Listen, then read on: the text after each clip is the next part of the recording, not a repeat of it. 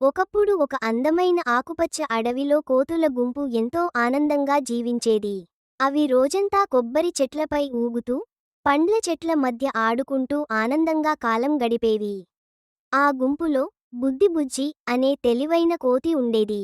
బుజ్జి చాలా చాకచక్యంగా ఉండేది. ఎప్పుడూ ఏదో కొత్త ఐడియా చెప్పి మిగతా కోతులను నవ్వించేది. ఒకరోజు బుజ్జికి ఒక ఆలోచన వచ్చింది. ఓయ్ కోతులారా! మనం ఊరికి వెళ్దామా? చాలా మజాగా ఉంటుంది అన్నాడు. అంతే, కోతులందరూ హుర్రే అంటూ ఒక వరుసగా ఊళ్ళోకి ప్రయాణం మొదలుపెట్టారు. ఆ రోజు ఊర్లో వీక్లీ సంత జరుగుతోంది. జనాలు అందంగా దుస్తులు ధరించి, మెరుస్తున్న బంగారం ధరించి, పండ్లు, వస్త్రాలు కొనుగోలు చేస్తున్నారు.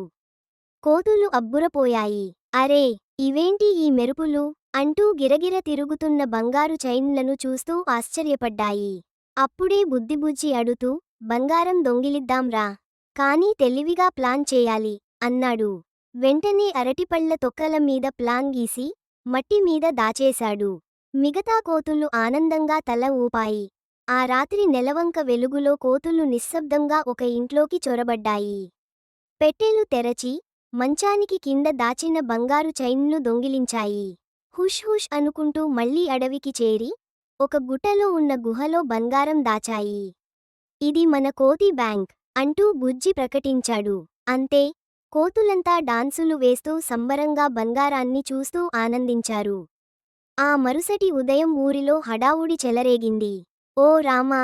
మా బంగారం పోయింది అంటూ ప్రజలు ఏడుస్తూ పోలీసులకు ఫిర్యాదు చేశారు. వెంటనే పోలీసులు పోలీస్ డాగ్స్తో వచ్చారు.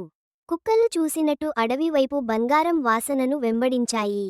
ఇంతలో కోతులు అడవిలో బంగారు చైన్లు వేసుకుని, చల్లని పండ్లతో పార్టీ చేసుకుంటున్నాయి.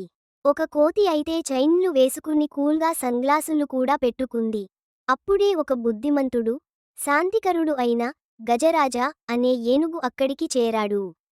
కోతుల వైపు చూశాడు. ఇంత బంగారం ఎందుకు కోతులారా? అని నమ్మకంగా అడిగాడు.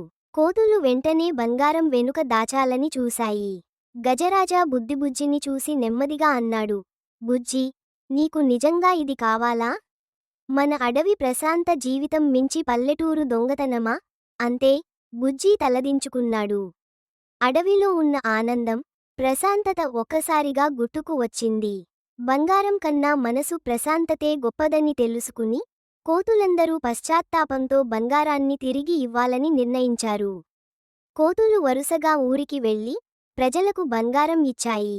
ప్రజలు ఆనందంతో అల్లారుముద్దగా చప్పట్లు కొడుతూ కోతులను ప్రశంసించారు. ప్రజలు ధన్యవాదంగా కోతులకు పండ్లతో కూడిన బుట్టల్ని ఇచ్చారు. నీ తెలివితేటలను మంచి పనికే వాడుకో బుజ్జీ అన్నారు. పండ్లు ముచ్చటగా తింటూ, బుజ్జి ఒక రాయిపై నిలబడి ఒక పెద్ద బ్యానర్ పట్టుకుని అన్నాడు. తెలివి కంటే మంచితనమే గొప్పది. అంతే, అతను చిరునవ్వుతో చెప్పాడు. బంగారమంటే నమ్మకమే, దొంగతనం కాదు.